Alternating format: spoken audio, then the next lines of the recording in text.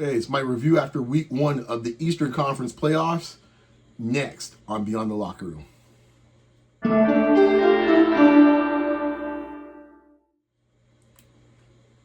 Eastern Conference playoffs.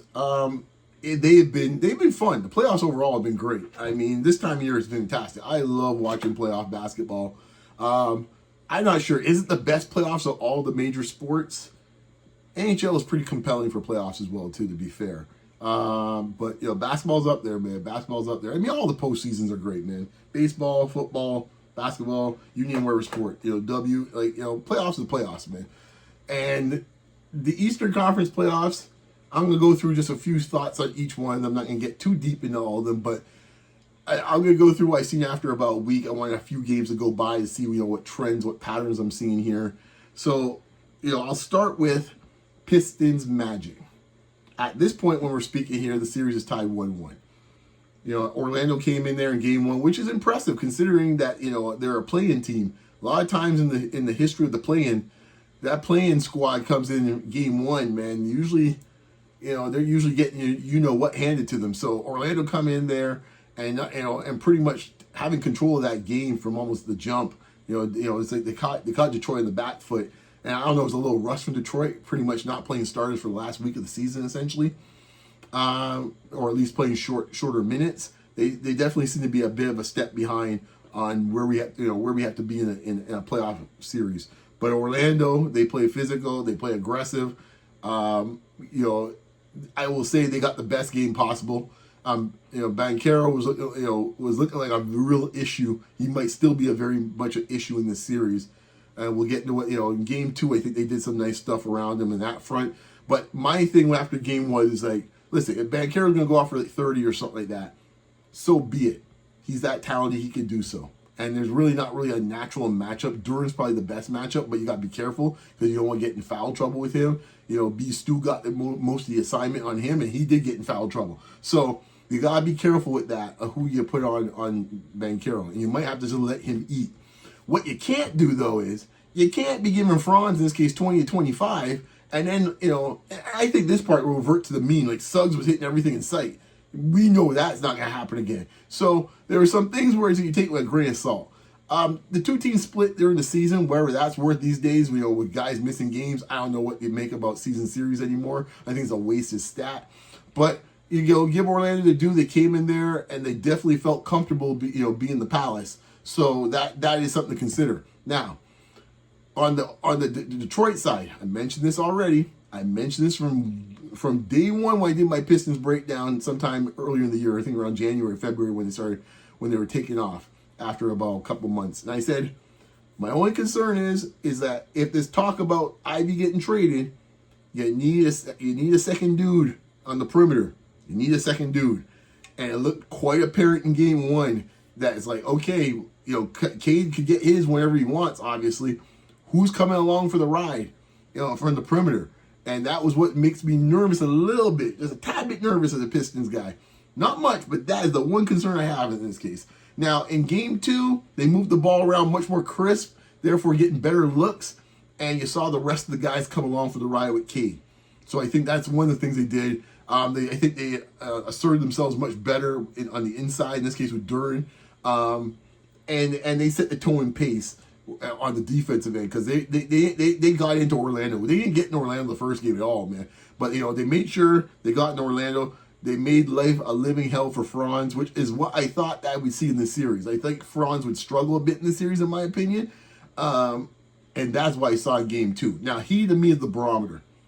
Banchero had about 18 to 20 points. That's great. I don't expect him to have that throughout the series. I think he'll be in the mid-20s most of the series. I think he's just that difficult of a matchup. However, if we keep Franz below, say 18 points, I think he ended up with 8 points in that game or something like that. That's what you need to have. Bane in this case, keep him at least, kind of like in the 18 to 20 mark. Just don't have him going off for 30. That's what we cannot have. Can't have it, won't have it, can't have it. So I think Detroit right now, I like where I see things from a Detroit perspective. I think they found some things, obviously, in game 2. Cade is having, one thing's consistent throughout both games. Cade is getting wherever he wants, where he wants it, when he wants it. it was like Burger King was the phrase he used to have. Get yours when you want it. Like, he's having his anytime he wants it.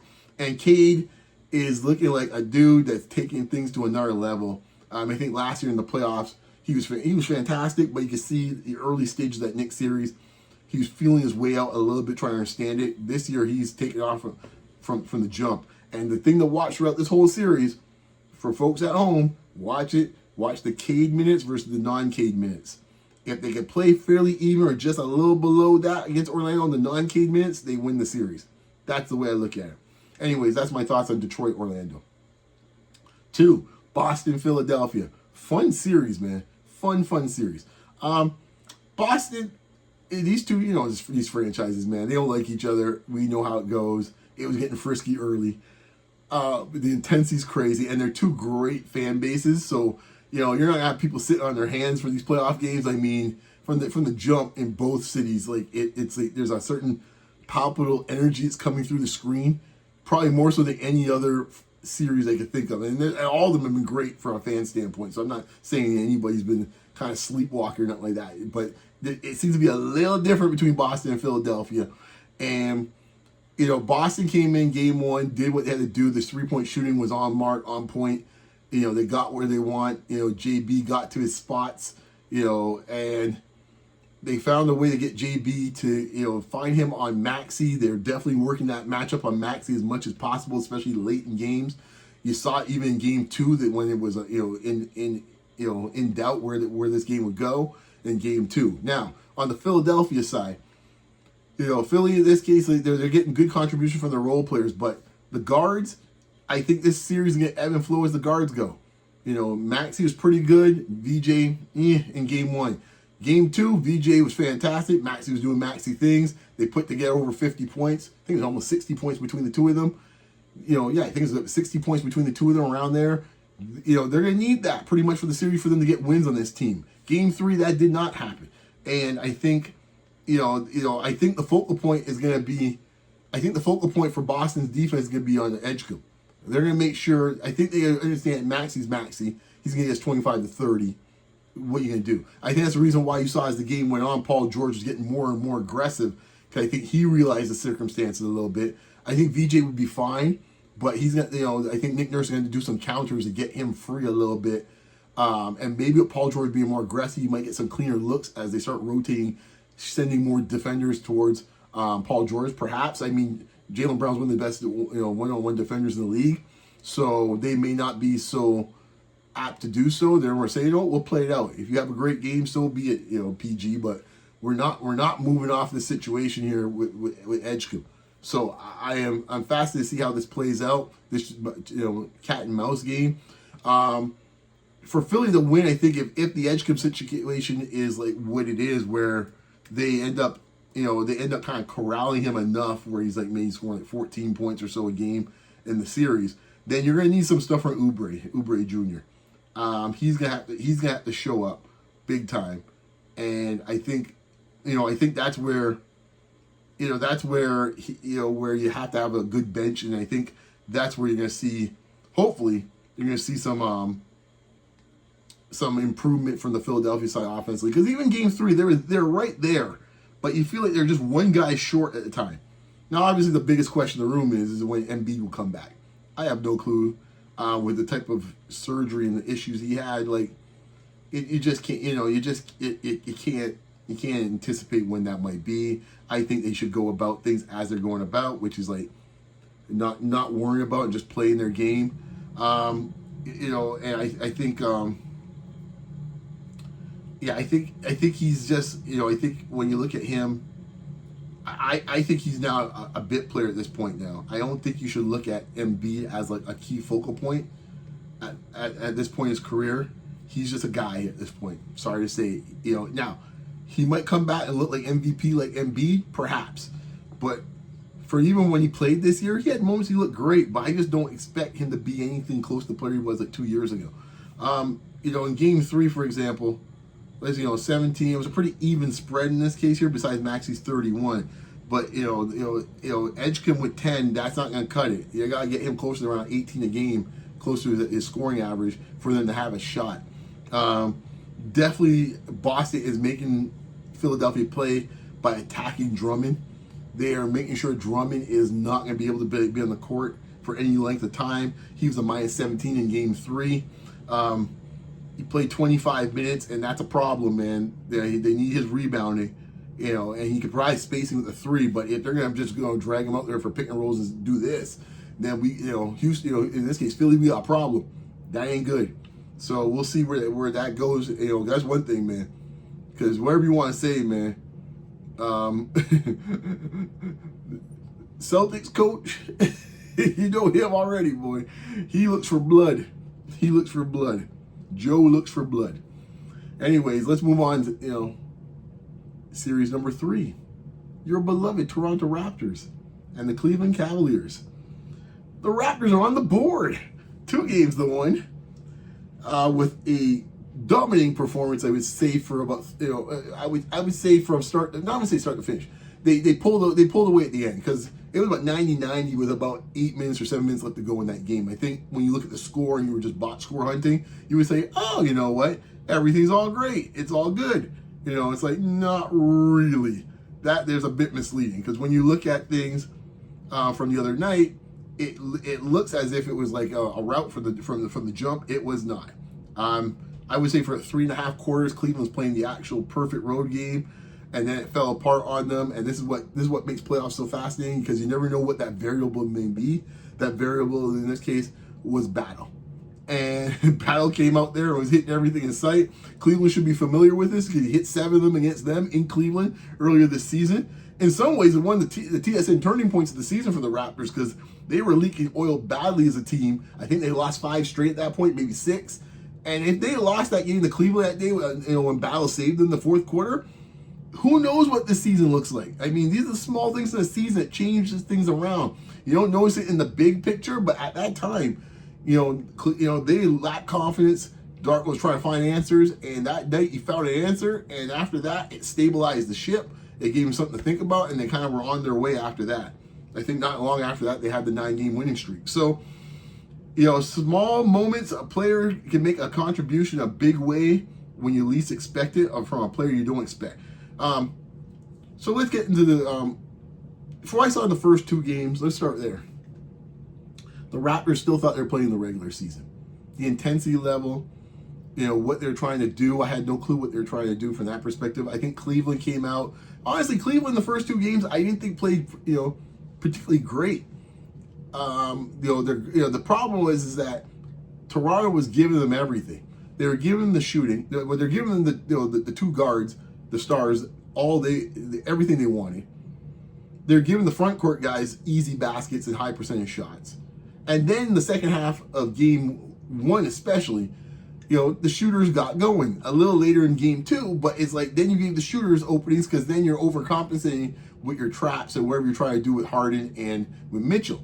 And that opens up the floor for guys like Strus and Merrill and so on. I mean, Tyson's out there actually just looking at the commissioner's signature. He's so wide open. So that to me, that was the biggest story of games 1 and 2. Plus, offensively for the Raptors, obviously the Brandon Ingram situation is clear. They are making sure that Brandon Ingram is not going to beat them, and they're daring anyone else to beat them.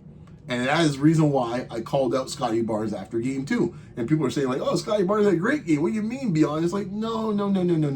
I refer to it as to the Barnes Brigade, and anybody will listen, as the Scotty roller coaster. I don't care to be going to Wonderland. I want evenness. I want this. I want metronome. Boom, boom, boom, boom. Play 4 straight quarters. And when I speak to folks, in this case online or on Spaces or even in the comments here, I'm like, look, man, that's what I want. If you're the franchise guy, you got to be leading. You got to be leading the troops. Blow the horn, sound the alarm. You're the dude. And he finally started figuring out sometime in the second half is like, okay, I'm dumping the Darko offense, all this DHO BS. And I'm just putting my head down, getting to the hoop because you're playing you single coverage. You should feel insulted if you're a player of that caliber. That they say, nah, you know what, we're good playing you single coverage. With some of the dudes they're playing single coverage with. Because they're putting Wade, who's their best, I guess, technically wing defender, on Ingram. That means, especially with second units, at times you might have Harden on you. They have put Mobley on him, to be fair. They have put Mobley on, but on those minutes, and this is the key, the minutes where Mobley's not on the floor guarding him, and they're putting Max Strus or Sam Merrill or James Harden or whomever else they want to put on here is not named Mobley, he needs to cook them dudes, stir fry them dudes up. That's what he needs to be doing. And he finally figured it out sometime late in game two. RJ, I gotta give him a shout out, man. He's been fantastic. You know, the defense is the defense, folks. It is what it is with RJ. Just live with it, man. You just live with it. You know, certain things you just live with, right? You know, you eat Taco Bell. You know what I'm saying? You live with the circumstances. I'll just leave it at that. If you ever had Taco Bell, you just live with that. So when it's all said and done, you don't need to worry about RJ. The defense is gonna have its moments where he's gonna get caught backdoor, get caught sleeping. Understandable. But what he provides offensively by attacking, being physical, hitting the shots he has to hit to keep the defense honest, being another guy in this case here that could get you a mismatch and you make people pay for it. And also, you know, when you get to the free throw line, he's got his free throws a bit better, obviously, but also getting the free throw line helps you get the bonus faster. For a team that struggles to get guys that could draw fouls, he's one of the few that can do so. Stop the hate, guys. You got guys out here, even during the series, talking about trading them. Like this. Can we wait till the season's done till we can start discussing who get traded where and stuff like that? There'll be plenty of time. Plenty of time. So I'll just say that game 3, I like what I saw there, the battle stuff. Ingram, I think, will have a better game 4 because I think it'll be curious to see what Cleveland does, what Atkinson does. Does he now rotate defense over to Scotty? 2, well, first thing, does Scotty let them off the hook by going back and just hitting jump shots and looking around being passive? Or does he keep the same mentality from jump, which he should? You know, and that's the difference from game 3 and game 2. That's what a real impactful game looks like. Not the stuff we saw in game 2, what we saw in game 3. He's out there blocking shots, getting in the lanes from early on the offense and the defense. So I think Atkinson will play it by ear to see how Scotty approaches it. And if not, then he might move Wade over to him. He might start moving like a bit of a hedge on Scotty when he tries to drive. You know, maybe try to zone him up a little bit in certain times, depending on what units Toronto has out there. We'll see. The other thing to keep a watch for in game 4 and moving forward, yo, man, Darko, enough with the DHOs, enough with this stuff. He put Birtle back in there. He played a bit better, but CMB was fantastic. And CMB's going to have to take the bulk of these minutes moving forward. I don't know. I know there's a lot of CMB love going on, and everyone's all warm and fuzzy. Hey, I like what the kid's doing too. Just be wary, folks. Cleveland will make adjustments to him. He, you know, to take an old Kevin Durant line, he wasn't a marked man. He will be a marked man starting in game 4. They'll play him a little differently defensively. You know, he won't get 15-footers wide open to shoot. They will be putting a body on him. So mark that. Not saying he won't have a good game in game 4, but it might look a little different is what I'm saying, folks. That's all I'm saying. And I think, you know, we'll see. Shed was the other thing I noticed too. He was out there getting his minutes, but he was not dominating the offensive possessions. That's the key. You know, the more you hear Shed's name, that's not a good thing, folks. Not a good thing. On the Cleveland side, I think from a Cavaliers fan, Harden had a rough game on the road trip, and hey, man, we in White Vegas, and you got Harden in Toronto for about 3 days. Just saying, could be an interesting Sunday afternoon with James Harden. The beard could be interesting on Sunday. Keep an eye on that. But the key thing I'm thinking is there's a ticking time bomb happening right now in this series. And the name of that time bomb is called Donovan Mitchell, Spider Mitchell. He's played great statistically. You know, he's looked great. And you're looking at it, it's like, oh, you know, Donovan Mitchell. It's like, come on, man. It's like, you know, he's doing his thing. But he really hasn't had a quintessential Donovan Mitchell playoff game yet, where he's going for like 40. That bomb is going to blow up at some point, folks. That bomb is going to blow up at some point. Be wary of that. You know, he's been very, very quiet, you know, and I think, you know, he only had 15 points the other night. That ain't going to happen again, guys. So I think he's going to be uber aggressive in the first half. Watch out. So that's what I got to say about that series. Still have Cavaliers in 6. 3-6 matchup. Knicks, Hawks. Boy, oh boy. You know, Becky Hammond, I salute you. You're from the school of beyond. We don't build our offense and our franchise around small guards. No doubt, Becky. It had to be said. You said it 2 years ago, and I see all the memes and all the reposts, including myself, coming back out this week.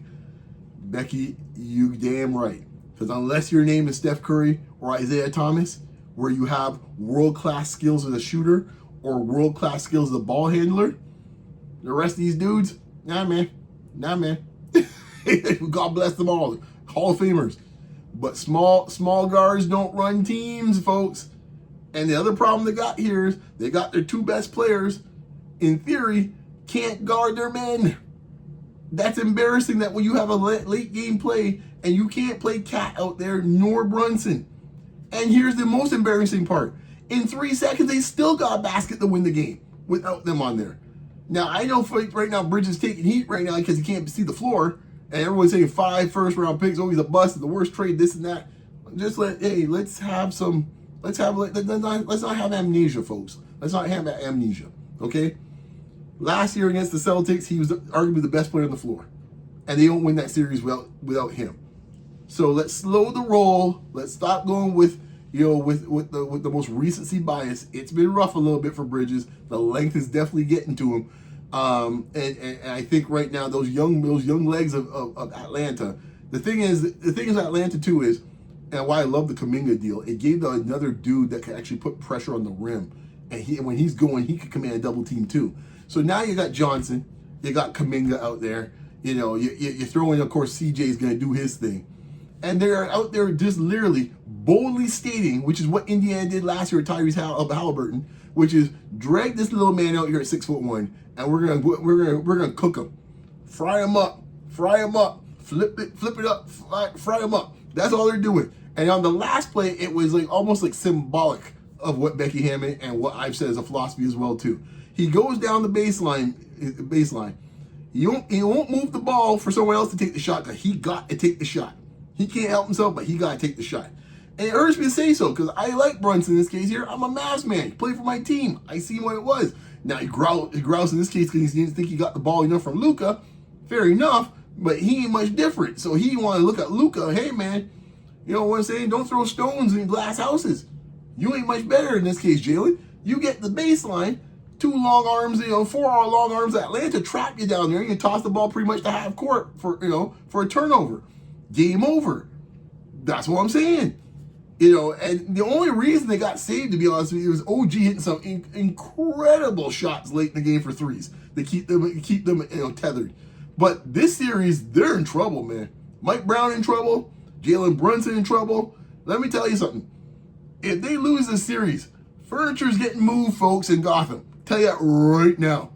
Now I don't think he's going to be the coach because they fired the last coach. So just from an ego standpoint, they can't go back and fire another coach. So that means players are going to get moved. Now I don't know which ones, but somebody, if not 1 or 2 people, get moved. Now I know who I would move, but I don't know. I know who I would move, but I know other folks would think there's be other Knicks that would get moved. Fair enough. But something's going to happen. Furniture's going to get moved around this summer. That's all I got to say if they go down this series. Fun series, though, man. That Atlanta-New York game 3, might have been the best game, I think, in the playoffs so far. And there have been some good ones out there. So that's all I got to say about the East. Check out what I got to say about the West right here. You know where you can find me on X, Facebook, IG, and, of course, Blue Sky. You can also find me, of course, right here on YouTube. Like, comment, share, subscribe. Always appreciate the support, folks. Anyways, guys, be safe out there. Keep it locked. We'll talk next time. Peace.